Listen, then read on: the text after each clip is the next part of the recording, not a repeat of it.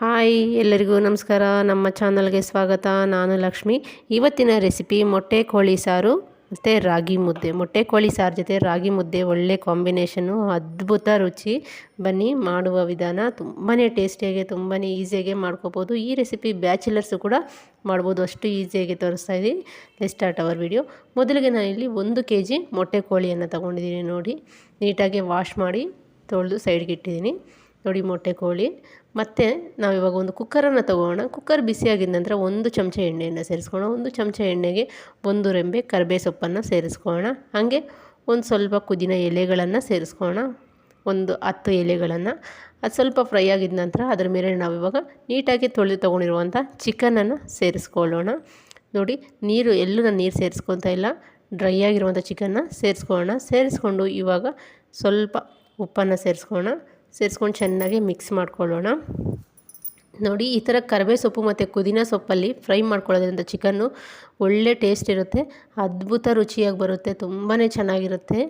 ಪದೇ ಪದೇ ತಿನ್ನಬೇಕು ಅನಿಸುತ್ತೆ, ಅಷ್ಟು ಚೆನ್ನಾಗಿರುತ್ತೆ ರಾಗಿ ಮುದ್ದೆ ಜೊತೆ ಈ ಮೊಟ್ಟೆ ಕೋಳಿ ಸಾರು. ನೋಡಿರಲ್ಲ, ಇವಾಗ ಚೆನ್ನಾಗಿ ಫ್ರೈ ಮಾಡ್ಕೊತಾ ಇದ್ದೀನಿ. ನೀಟಾಗಿ ಮಿಕ್ಸ್ ಮಾಡ್ಕೊಂಡು 1 2 ರಿಂದ 3 ನಿಮಿಷ ಮಿಕ್ಸ್ ಆಗಿದ ನಂತರ ನಾವು ಒಂದು ಕುಕ್ಕರ್ ಕ್ಯಾಪನ್ನು ಅಥವಾ ಒಂದು ಪ್ಲೇಟನ್ನು ಮುಚ್ಚಿಬಿಟ್ಟು ವಿಸಲ್ ತೆಗೆದಾಕ್ಬಿಟ್ಟಿದ್ದೀನಿ. ನೋಡಿ, ನಾನು ಮತ್ತೆ ಮಿಕ್ಸಿ ಜಾರಿಗೆ ಕಾಯಿ ಒಂದು ಬೌಲಷ್ಟು, ಹಾಗೆ 2 ನಾಟಿ ಟೊಮೊಟೊ, ಈರುಳ್ಳಿ 2 ಬೆಳ್ಳುಳ್ಳಿ, 1 ಇಡೀ ಪುದೀನ ಮತ್ತು 1 ಇಡೀ ಕೊತ್ತಂಬರಿ ಸೊಪ್ಪು, 2 ಇಂಚಷ್ಟು ಶುಂಠಿಯನ್ನು ಸೇರಿಸ್ಕೊತಾ ಇದ್ದೀನಿ. ಎಲ್ಲವನ್ನು ನಾನು ಮಿಕ್ಸಿ ಜಾರಿಗೆ ಸೇರಿಸ್ಕೊಳ್ತಾ ಇದ್ದೀನಿ. ನಾನಿಲ್ಲಿ ಚಕ್ಕೆ ಲವಂಗ ಉಪಯೋಗಿಸ್ತಾ ಇಲ್ಲ, ಏಕೆಂದರೆ ಧನಿಯಾ ಪೌಡರ್ಗೆ ಚಕ್ಕೆ ಲವಂಗ ಉಪಯೋಗಿಸಿದ್ದೀವಿ ನಾವು. ಹಂಗಾಗಿ ನೋಡಿ, ನುಣ್ಣಗೆ ರುಬ್ಕೊಂಡಿದ್ದೀನಿ. ಚಿಕನ್ನು ಕೂಡ ಚೆನ್ನಾಗೇ ಫ್ರೈ ಆಗಿದೆ, ಚೆನ್ನಾಗಿ ನೀರು ಬಿಟ್ಕೊಂಡಿದೆ. ನೀರೆಲ್ಲ ಕಂಪ್ಲೀಟಾಗಿ ಕ್ಲೀನಾಗಿ ನೀರೆಲ್ಲ ಎಳ್ಕೊಂಡಾದ ನಂತರ ನಾವು ಮಸಾಲೆನ ಮಸಾಲೆ ಸೇರಿಸ್ಕೊಂಡು ಅದ್ರ ಮೇಲೆ 2 ಚಮಚ ಧನಿಯಾ ಪೌಡರ್, 1.5 ಚಮಚ ಅಚ್ಚಕಾರದ ಪುಡಿಯನ್ನು ಸೇರಿಸ್ಕೊಳ್ಳೋಣ. ಹಂಗೆ ಸ್ವಲ್ಪ ಅರಿಶಿಣವನ್ನು ಸೇರಿಸ್ಕೊಂಡು ಸ್ವಲ್ಪ ನೀರನ್ನು ಸೇರಿಸ್ಕೊಂಡು ಚೆನ್ನಾಗಿ ಮಿಕ್ಸ್ ಮಾಡ್ಕೊಳ್ಳೋಣ. ಈ ವಿಡಿಯೋ ನಿಮಗೆಲ್ಲ ಇಷ್ಟ ಆಗಿದೆ ತಪ್ಪದೆ ಲೈಕ್ ಮಾಡಿ, ಪ್ಲೀಸ್ ಲೈಕ್ ಮಾಡಿ, ಶೇರ್ ಮಾಡಿ, ಹಂಗೆ ಕಮೆಂಟ್ ಮಾಡಿ.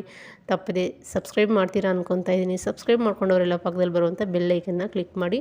ನೋಡಿ, ನೀರು ಕೂಡ ನಾನು ಜಾಸ್ತಿ ನೀರೇನು ಸೇರಿಸ್ಕೊಂಡಿಲ್ಲ, ಸ್ವಲ್ಪ ನೀರನ್ನು ಸೇರಿಸ್ಕೊಂಡಿದ್ದೀನಿ. ನಿಮ್ಗೆ ಎಷ್ಟು ನೀರು ಬೇಕೋ ಅಷ್ಟು ನೀರನ್ನು ಸೇರಿಸ್ಕೊಂಡು ಲಾಸ್ಟಲ್ಲಿ ನಾವು ಮೊಟ್ಟೆಯನ್ನು ಸೇರಿಸ್ಕೋಬೇಕಾಗತ್ತೆ. ನೋಡಿದ್ರಲ್ಲ, ಲಾಸ್ಟಲ್ಲಿ ಮೊಟ್ಟೆಯನ್ನು ಸೇರಿಸ್ಕೊಂಡು ನಾನು ಇನ್ನು ಎಲ್ಲೂ ಟಚ್ ಮಾಡೋಕ್ಕೋಗಲ್ಲ, ಜಸ್ಟ್ ಹಂಗೆ ಕುಕ್ಕರ್ ಲಿಡ್ಡನ್ನು ಕ್ಲೋಸ್ ಮಾಡ್ತಾಯಿದ್ದೀನಿ. ಕುಕ್ಕರ್ ಲಿಡ್ಡನ್ನು ಕ್ಲೋಸ್ ಮಾಡಿ ನಾನೊಂದು 5 ವಿಜಲ್ ಕೂಗಿಸ್ಕೊತಾ ಇದ್ದೀನಿ. ಮೊಟ್ಟೆ ಕೋಳಿ ತುಂಬಾ ಗಟ್ಟಿಯಾಗಿರುತ್ತೆ, ಹಂಗಾಗಿ ನಾನು ಒಂದು 5 ವಿಜಲ್ ಕೂಗಿಸ್ಕೊತಾ ಇದ್ದೀನಿ. ನೋಡಿ, ಬ್ಲೋ ಎಲ್ಲ ಬಿಟ್ಟಿದೆ. 5 ವಿಜಲ್ ಬಂದಿದ ನಂತರ ನಾನು ಒಂದು 10 ನಿಮಿಷದ ನಂತರ ತೋರಿಸ್ತಾ ಇದ್ದೀನಿ. ನೋಡಿ ಎಷ್ಟು ಚೆನ್ನಾಗಿ ಬಂದಿದೆ ಅಂತ. ತುಂಬಾ ಟೇಸ್ಟಿಯಾಗಿ ತುಂಬಾ ಚೆನ್ನಾಗಿರುತ್ತೆ. ತಪ್ಪದೆ ನೀವು ಕೂಡ ಈ ಥರ ಟ್ರೈ ಮಾಡಿ. ವಿಡಿಯೋ ನೋಡಿದ ಪ್ರತಿಯೊಬ್ಬರು ಪ್ಲೀಸ್ ಲೈಕ್ ಮಾಡಿ. ನೋಡಿರಲ್ಲ ಎಷ್ಟು ಚೆನ್ನಾಗಿ ಬಂದಿದೆ ಅಂತ. ಇವಾಗ ನಾನು ಮುದ್ದೆ ಜೊತೆ ಸರ್ವ್ ಮಾಡ್ಕೊತಾ ಇದ್ದೀನಿ. ನೋಡಿ, ತುಂಬ ಗಟ್ಟಿನೂ ಇಲ್ಲ, ತುಂಬ ನೀರಾಗಿ ಇಲ್ಲ. ಸಾಂಬಾರು ತುಂಬಾ ಚೆನ್ನಾಗಿ ಬಂದಿದೆ. ಮೊಟ್ಟೆ ಕೋಳಿ ಸಾರಂತೂ ಒಂದು ಸಲ ನೀವು ತಪ್ಪದೇ ಟ್ರೈ ಮಾಡಿ. ಈ ವಿಧಾನದಲ್ಲಿ ಹೇಗೆ ಬಂತು ಅಂತ ಕಮೆಂಟ್ ಮೂಲಕ ಕಮೆಂಟ್ ಮಾಡಿ. ಈಸಿಯಾಗಿ ಮಾಡ್ಕೋಬೋದು.